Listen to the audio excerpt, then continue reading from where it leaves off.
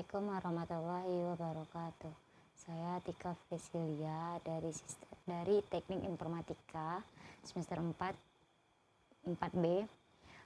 Di sini saya akan menjelaskan apa itu distribusi paralel, yaitu tugas kelompok yang terdiri dari 3 orang, yaitu ada saya sendiri, Tika Fresilia, ada Tasya, dan ada Tio.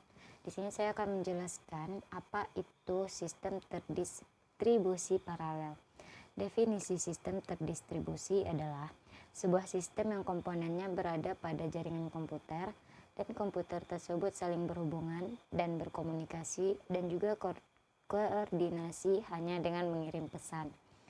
Dalam buku Sistem Terdistribusi, konsep dan desain pengarang George Colors Trend dalam sistem terdistribusi sedang mengalami masa perubahan yang signifikan, dan ini dapat ditelusuri kembali ke sejumlah tren yang berpengaruh seperti munculnya teknologi jaringan yang mudah menyebar, munculnya komputasi di mana-mana, ditambah dengan keinginan untuk mendukung pengguna mobilitas dalam sistem terdistribusi.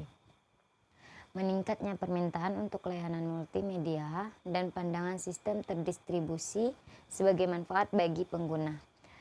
Tujuan sistem terdistribusi menggabungkan kedua komputasi beberapa komputer untuk memecahkan masalah yang kompleks. Komputer tunggal dalam sistem terdistribusi biasanya tersebar di wilayah geografis yang luas dan memiliki arsitektur dan sistem operasi yang heterogen.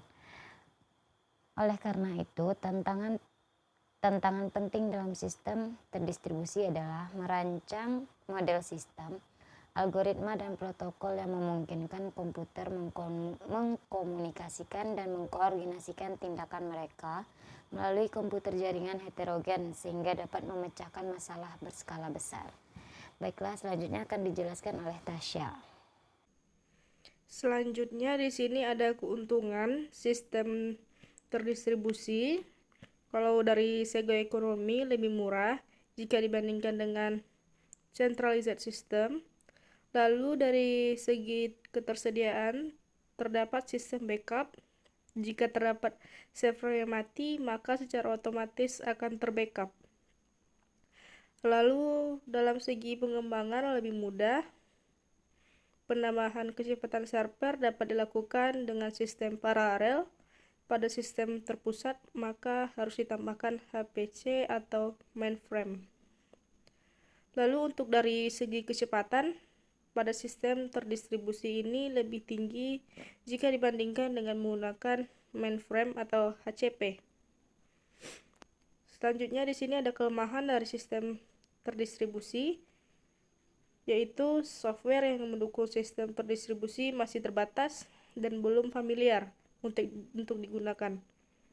Jadinya, permasalahan jaringan dapat berakibat terganggunya sistem terdistribusi yang sedang berjalan, lalu terdapat celah untuk mengakses data secara rahasia. Selanjutnya, ada alasan diperlukannya sistem terdistribusi. Yang pertama ada performance.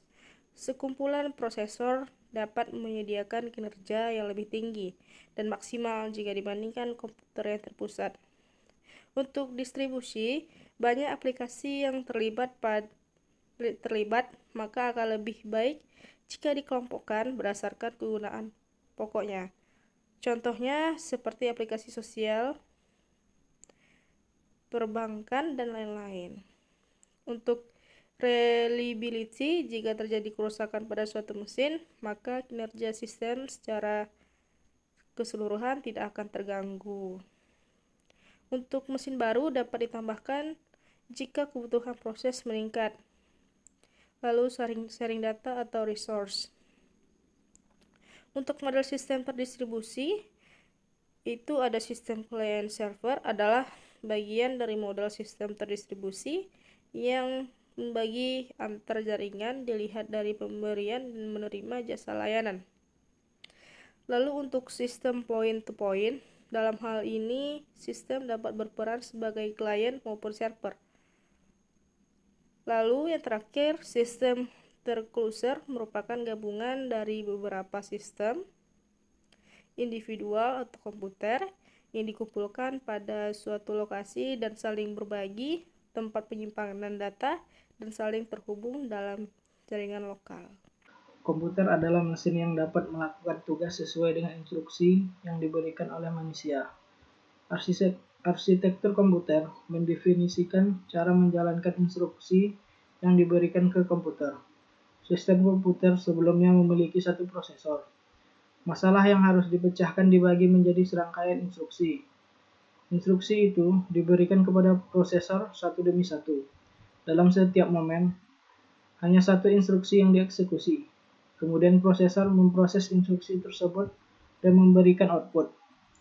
Ini bukan mekanisme yang efisien. Kecepatan dapat ditingkatkan dengan meningkatkan frekuensi, tetapi juga meningkatkan suhu. Itu menyebabkan lebih banyak disipasi panas. Karena itu, tidak mudah untuk meningkatkan kecepatan prosesor. Sebagai hasil dari komputasi paralel ini diperkenalkan. Komputasi paralel juga dikenal sebagai proses paralel. Ini adalah bentuk perhitungan yang dapat membawa banyak perhitungan secara bersamaan. Komputasi paralel menggunakan banyak prosesor. Masalah yang harus dipecahkan dibagi menjadi beberapa bagian terpisah. Setiap bagian selanjutnya dipecah menjadi instruksi. Instruksi ini dibagi di antara prosesor. Oleh karena itu, banyak prosesor menjalankan instruksi secara bersamaan. Komputasi paralel berguna untuk melakukan perhitungan yang rumit karena prosesor membagi beban kerja di antara mereka. Ini juga menghemat waktu. Mungkin ada beberapa kelemahan dari sistem paralel. Instruksi yang dijalankan oleh satu prosesor mungkin diperlukan oleh prosesor lain. Ini dapat menyebabkan latensi. Menambah jumlah prosesor juga mahal. Fakta-fakta ini harus dipertimbangkan ketika mengembangkan sistem paralel secara keseluruhan. Komputasi paralel membantu menjalankan banyak instruksi sekaligus untuk menyelesaikan tugas.